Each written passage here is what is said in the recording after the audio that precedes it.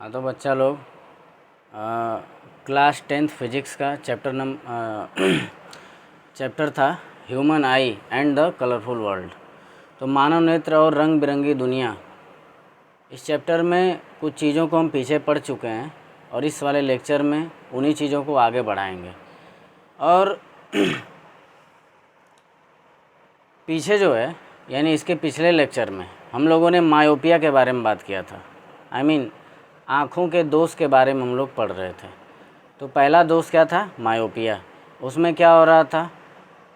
पास की चीज़ें क्लियर दिखाई दे रही थी, लेकिन एक रेंज से आगे की चीज़ें माने दूर की चीज़ें क्लियर दिखाई नहीं दे रही थी। पास का क्लियर दिख रहा था, दूर का क्लियर नहीं दिख रहा था। हाइपरमेट्रोपिया उसी का उल्टा है। अब हम लोग हाइपरमेट्रोपिया के बारे में बात करेंगे, यानी दूर दृष्टि दोष।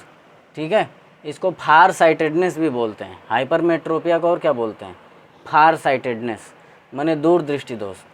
अब बात कर लेते हैं कि इसमें होता क्या है।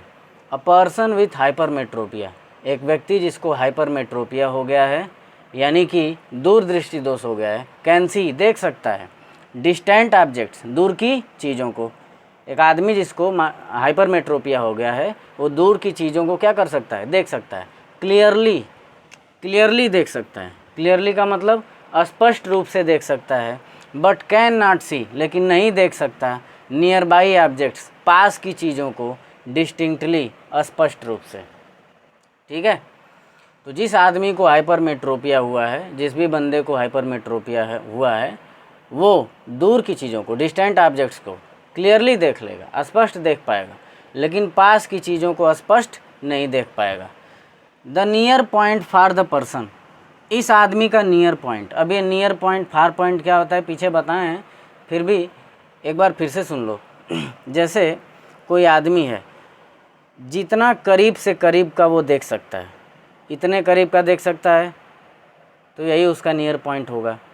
इतने करीब का देख सकता है क्लियर, तो यही उसका नियर पॉइंट होगा। इतने करीब का देख सकता है तो यही उसका नियर पॉइंट होगा। जितना ज़्यादा पास का वो देख सकता है वही उसका क्या होगा? Near point. और जितना ज़्यादा दूर का देख सकता है वो होता है फार पॉइंट, यानी निकट बिंदु और दूर बिंदु।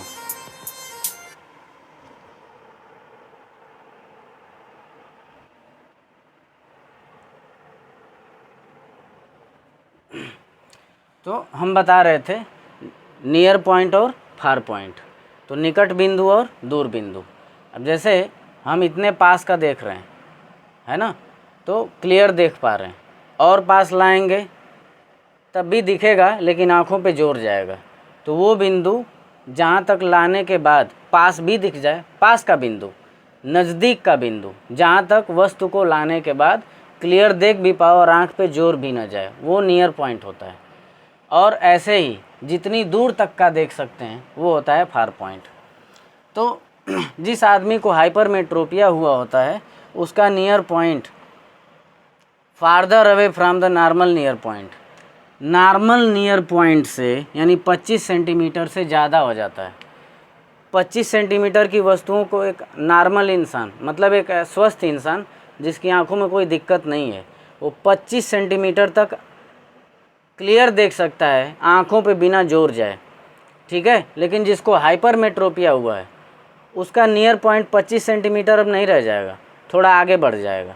अब वो 25 सेंटीमीटर पे क्लियर नहीं देख पाएगा, थोड़ा आगे करेगा तब जाके उसको क्लियर दिखेगा। यही कहने का मतलब है। Such a person has to keep reading material much beyond 25 centimetre from the eye. तो अब क्या करना पड़ेगा? ऐसे आदमी को रखना पड़ेगा। कहाँ रखना पड़ेगा? ये 25 सेंटीमीटर अगर है तो 25 सेंटीमीटर से आगे रखना पड़ेगा कोई रीडिंग मटेरियल, ताकि वो कंफर्टेबली क्या कर सके? पढ़ सके। This is because the light rays from a closely object. अब ये होता क्यों है इसको समझते हैं। दिस इज बिकॉज, ये उस कारण से होता है। किस कारण से होता है? द लाइट रेज यानी जो प्रकाश की किरणें आती हैं, from a close by object, पास की वस्तु से। कोई पास की वस्तु अगर रखी है, ठीक है, 25 सेंटीमीटर से दूर नहीं, 25 सेंटीमीटर पे रखी हुई है, या 25 सेंटीमीटर से थोड़ा और पास रखी हुई है, 25 सेंटीमीटर ही मान लो। तो जो पास की वस्तु है यानी जो 25 सेंटीमीटर पे रखी हुई है, ठीक है, जब उससे लाइट रेज आती हैं, जब उससे लाइट रेज क्या होंगी, आएंगी, लाइट रेज पे पड़ेगी, इस पे पड़ने के बाद हमारी आंखों पे आएगी, तो होगा क्या, बिहाइंड द रेटिना,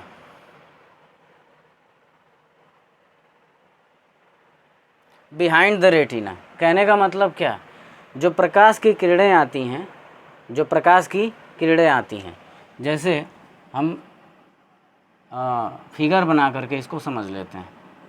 जैसे मान लो ये आँख हो गई, ये हमारा लेंस हो गया, ठीक है। अब जब लेंस हो गया तो जो पास की वस्तु है, मान लो ये पास की वस्तु है, इससे जो लाइट रेज आती हैं, इससे जो लाइट रेज आती हैं, ठीक, वो कहाँ जाके काटती हैं, बिहाइंड द रेटिना। कहाँ जाके काटेंगी, बिहाइंड द रेटिना काटेंगी। रेटिना अगर यहाँ है तो बिहाइंड द रेटिना जाके काटेंगी। और इसी वजह से ऐसा होता है कि पास की चीज़ें क्लियर दिखाई नहीं देती हैं। हमने बताया था कि जब तक रेटिना पे इमेज नहीं बनेगी तब तक हमको क्लियर दिखाई नहीं देगी। तो अगर क्लियर दिखाई देना है तो इमेज को कहाँ बनना चाहिए, रेटिना पे। लेकिन हो क्या रहा है, जब हाइपरमेट्रोपिया हो जा रहा है कैसे होता है आगे बताएंगे।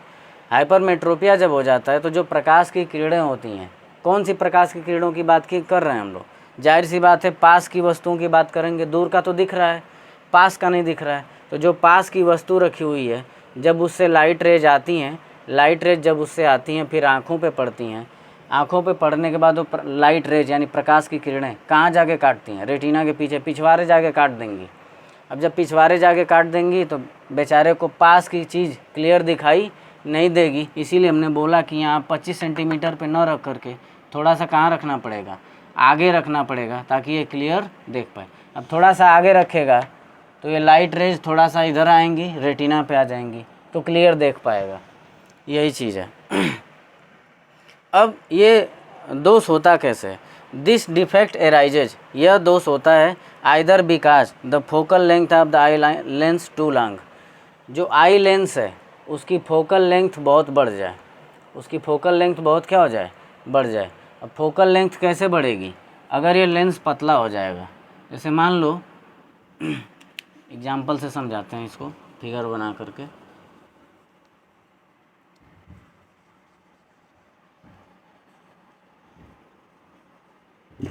जैसे हमारे पास लेंस अगर ऐसा है कि लेंस मोटा है, ठीक, कर्वेचर उसका ज़्यादा है, ज़्यादा कर्व है, तो ज़्यादा कर्व है तो पहले ही लाइट रेज को मोड़ देगा, पहले ही लाइट रेज को क्या कर देगा, मोड़ देगा।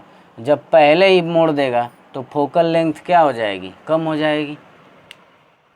फोकल लेंथ का मतलब वो लेंथ जहाँ पे लेंस क्या कर रहा है, फोकस कर रहा है, लाइट रेज को जहाँ ले जाके मिला रहा है, लाइट रेज को जहाँ ले जाके फोकस कर रहा है, वहाँ तक की दूरी ही फोकल लेंथ होती है।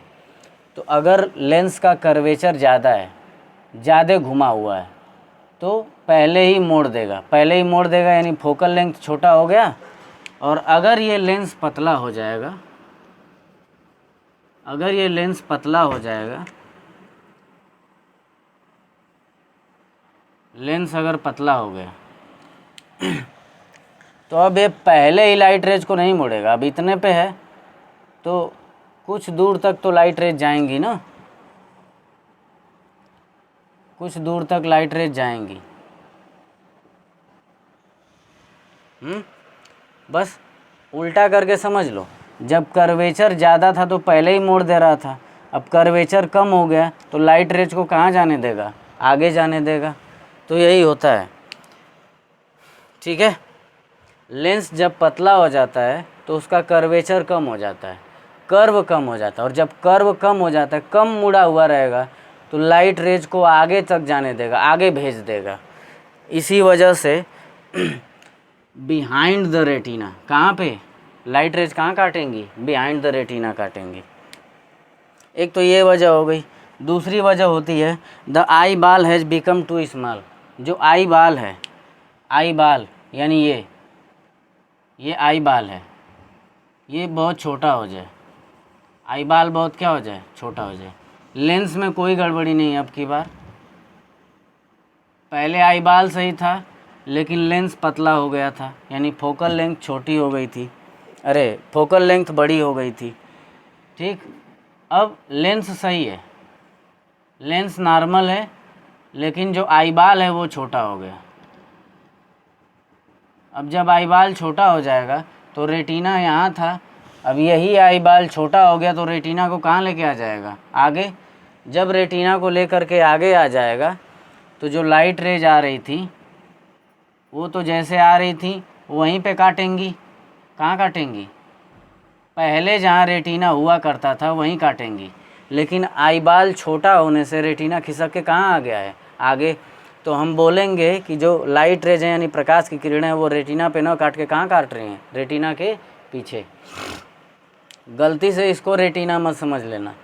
अब ये आई हाइपरमेट्रोपिया हो गया, इस आई में हाइपरमेट्रोपिया कैसे हुआ? आईबाल छोटा हो गया। पहले आईबाल ऐसा था तो लाइट रेज मान लो रेटिना पे काट रही थी, मान लो आईबाल पहले सही था, लेंस भी सही था, तो रेटिना यहाँ था, वहाँ पे लाइट रेज क्या कर रही थी? काट रही थी। लेकिन जैसे ही आईबाल छोटा हुआ, आईबाल छोटा होने के साथ साथ रेटिना को भी अपने साथ लेकर के आ जाएगा, और रेटिना को भी अपने साथ लेकर के आ गया, तो अब रेटिना यहाँ नहीं है, यहाँ है। लेकिन जो क्योंकि लाइट रेज तो नॉर्मली, लेंस हमारा सही है ना, लेंस हमारा सही है तो लाइट रेज जैसे आ रही थी वैसे ही आएंगी और वहीं काटेंगी जहाँ रेटिना पहले हुआ करता था, लेकिन अब नहीं है। अब रेटिना कहाँ आ गया है? आगे। तो अब इससे होगा क्या? फिर से हम बोलेंगे कि लाइट रेज ने कहाँ जाके काटा? रेटिना के पीछे, जबकि खिसक के आगे कौन आया है? रेटिना। तब भी हम बोलेंगे कि लाइट रेज कहाँ जाके काट रही हैं? रेटिना के पीछे। तो इन दो वजहों से पहला तो focal length of the eye lens too long, पहला रीज़न क्या है? आई लेंस का जो फोकल लेंथ है, माने फोकस जहाँ पे कर रहा है वो दूरी क्या हो जाए? बढ़ जाए। वो दूरी कैसे बढ़ जा रही है? लेंस पतला हो जा रहा है। ठीक, लेंस जब मोटा हो जाता है, कर्व ज़्यादा हो जाता है तो पहले ही फोकस कर देता है, तो फोकल लेंथ कम हो जाती है। और लेंस जब पतला हो जाता है, लेंस जब पतला हो जाता है तो लाइट रेज को ज़्यादा दूर तक जाने देता है, तो फोकस ज़्यादा दूरी पे करता है, तो फोकल लेंथ क्या हो जाती है? बढ़ जाती है, फोकस दूरी बढ़ जाती है। हमने करके दिखाया था अभी, ना समझ में आया हो तो एक बार फिर से रिवर्स करके इसको देख सकते हैं। अब इसके बाद द आई बाल हैज़ बिकम टू स्मॉल, दूसरा हमने रीज़न बताया कि जो आई बाल है वो बहुत छोटा हो जाए। मान लो सब कुछ सही है, ये आँख है, आई बाल नॉर्मल आई बाल है, ये नॉर्मल आई लेंस है, तो लाइट रेज नॉर्मली कहाँ काटेंगी? रेटिना पे। रेटिना पे काट रही थी, लेकिन हाइपरमेट्रोपिया हो गया और मान लो इसमें कौन सा वाला हाइपरमेट्रोपिया हुआ? आई बाल छोटा हो गया। तो ये था आई बाल, और जब छोटा होगा तो रेटिना को लेके आ जाएगा आगे, और क्योंकि लेंस वही है, लाइट रेज वही है, तो जाके कहाँ काटेंगी? रेटिना पे ही काटेंगी। माने जहाँ पहले रेटिना हुआ करता था वहीं जाके काटेंगी, लेकिन अब रेटिना कहाँ आ चुका है? आगे। तो हम बोलेंगे कि लाइट रेज कहाँ जाके काट रही है? रेटिना के पीछे। तो इन दो वजहों से हाइपरमेट्रोपिया हो जाता है और हमें दूर की चीज़ें क्लियर दिखाई देती हैं, लेकिन पास की चीज़ें क्लियर दिखाई नहीं देती। अब समझते हैं कि इसको करेक्ट कैसे किया जाता है। इसको करेक्ट कैसे किया जाता है? करेक्शन, करेक्शन की हिंदी होती है निवारण। माने इस दोष को दूर कैसे किया जाए? तो इस दोष को दूर करने के लिए हम क्या करते हैं? कन्वेक्स लेंस ही लगा देते हैं। कौन सा लेंस लगाते हैं? Convex lens. जब कन्वेक्स लेंस लगाएंगे तो होगा क्या?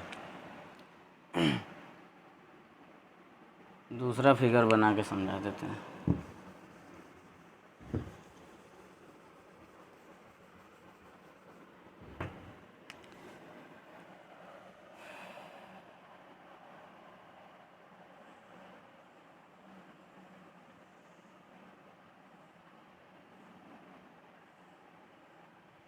जैसे ये हमारे पास आँख है, ये लेंस है, ठीक, और ये कोई पास की वस्तु है, ठीक है। ये कोई पास की वस्तु है। अब हो क्या रहा है कि इससे लाइट रेज आ रही हैं, लाइट रेज आ रही हैं, लेंस पे पड़ रही हैं, और लेंस क्या कर रहा है? मान लो हाइपरमेट्रोपिया हो गया है तो लेंस क्या कर रहा है? पीछे जाके काट रहा है, रेटिना के पीछे। और जब रेटिना के पीछे जाके काट रहा है तो हमको क्या करने की ज़रूरत है यहाँ पे, हमको ये करने की ज़रूरत है कि लाइट रेज पीछे ना जा कर के काटें और आगे काटें। तो हम क्या करेंगे हम क्या करेंगे, कन्वेक्स लेंस लगा देंगे, उत्तल लेंस लगाएंगे, यानी कन्वेक्स लेंस लगाएंगे। कन्वेक्स लेंस लगाएंगे करेक्शन के लिए। अब होगा क्या, ये जो कन्वेक्स लेंस है ये थोड़ा थोड़ा लाइट रेज को पहले ही मोड़ देगा, लाइट रेज को पहले ही थोड़ा थोड़ा मोड़ देगा। जब लाइट रेज को पहले ही थोड़ा थोड़ा मोड़ देगा तो ये कहाँ जाके काटेंगी, रेटिना पे एक दूसरे को जाके काटेंगी। तो अभी जो कन्वेक्स लेंस लगा हुआ है इसकी फोकल लेंथ और इसकी पावर, ठीक है, प्रॉपर होनी चाहिए, सूटेबल होनी चाहिए। मतलब ये हाइपरमेट्रोपिया हमारी आँख में किस हद तक हुआ है, आईबाल कितना छोटा हो गया है, ठीक, या फिर आईबाल नहीं छोटा हो रहा था तो लेंस पतला हो जा रहा था, लेंस कितना पतला हो गया अंदर का, इस हिसाब से ही बाहर का लेंस लगाते हैं। इस हिसाब से लगाते हैं कि उतना ही बटोरे लाइट रेज को कि अगला लेंस कहाँ पे बटोरे, रेटिना पे बटोरे। और जब रेटिना पे बटोर देगा तो हमको ऑब्जेक्ट जो है पास का क्लियर दिखाई देगा। तो ये था जिस आदमी को हाइपरमेट्रोपिया हो जा रहा है, दूर की चीज़ें क्लियर दिखाई दे रही हैं, पास की चीज़ें क्लियर दिखाई नहीं दे रही हैं, ऐसे आदमी का नियर पॉइंट, ठीक है, farther away from the normal near, near point जो है 25 सेंटीमीटर से कहाँ हो जा रहा है, ज़्यादा हो जा रहा है। तो ऐसे आदमी को पढ़ने के लिए क्या करना पड़ रहा है, चीज़ों को 25 सेंटीमीटर से दूर रखना पड़ रहा है ना। अब ये क्यों होता है, जो लाइट रेज होती हैं वो कहाँ जाके काटती हैं, जब हाइपरमेट्रोपिया हो जाता है तो लाइट रेज कहाँ जाके काटती हैं, रेटिना के पीछे। और रेटिना के पीछे क्यों जाके काटती हैं, the focal length of the eye lens too long, ठीक है, आई लेंस का फोकल लेंथ ज़्यादा बढ़ जाता है। फोकल लेंथ कैसे बढ़ेगा, लेंस पतला हो जाएगा। लेंस अगर पतला हो जाएगा, अगर मोटा रहेगा तो मोटा है तो ऐसे ही बटोर देगा, पास ही में बटोर देगा तो फोकल लेंथ कम होगी, और अगर पतला हो जाएगा तो दूर जाके बटोरेगा तो फोकल लेंथ ज़्यादा हो जाएगा। तो लेंस जब पतला हो जाता है तो इसका फोकल लेंथ ज़्यादा हो जाता है। अब फोकल लेंथ ज़्यादा हो जाएगा तो लाइट रेज को पहले नहीं बटोरेगा, रेटिना से दूर ले जाके बटोर देगा, तो क्लियर दिखाई नहीं देगा। और दूसरा हम लोगों ने देखा द आई बाल हैज़ बिकम टू स्मॉल, जो आई बाल की साइज़ है वो बहुत छोटी हो जा रही है। यहाँ पे हमने समझाया कि दूसरा कारण क्या हो रहा है, मान लो सब कुछ सही है, रेटिना पे काट रहा है, लेकिन फिर भी अगर आई बाल की साइज़ क्या हो गई, छोटी हो गई, तो रेटिना यहाँ से खिसक के यहाँ आ जाएगा, लेकिन लाइट रेज तो यहीं काटेंगी, क्योंकि लाइट रेज वही है, लेंस भी वही है, तो लाइट रेज वहीं काटेंगी। और रेटिना खिसक के कहाँ आ गया, आगे, तो हम कहेंगे अब भी कि लाइट रेज कहाँ काट रही हैं, रेटिना के पीछे। तो ओवरऑल हम इसमें क्या कहते हैं कि जो प्रकाश की किरणें होती हैं वस्तु से आने के बाद आँख में पड़ती हैं, आँख में पड़ने के बाद कहाँ काटती हैं, रेटिना के पीछे, और इसी वजह से हमको पास की चीज़ें क्लियर दिखाई नहीं देती हैं। और इस तरह के दोष को दूर करने के लिए, यानी हाइपरमेट्रोपिया को दूर करने के लिए हम आँखों में कौन सा लेंस लगाते हैं, उत्तल लेंस लगाते हैं। वो उत्तल लेंस क्या करता है, थोड़ा सा लाइट रेज को पहले ही बटोर देगा, अब इसके बाद आगे का लेंस भी कुछ बटोरेगा, बटोर करके वो रेटिना के पीछे जा रहा था ना, तो बटोर के कहाँ ले आएंगे, रेटिना पे, तो हमको पास की चीज़ क्लियर दिखाई देने लगेगी। अब इसमें जो है आगे हम लोग ट्रेस बायोपिया और आगे की जो चीज़ें हैं आगे के लेक्चर्स में पढ़ेंगे, तब तक के लिए पढ़ते रहें।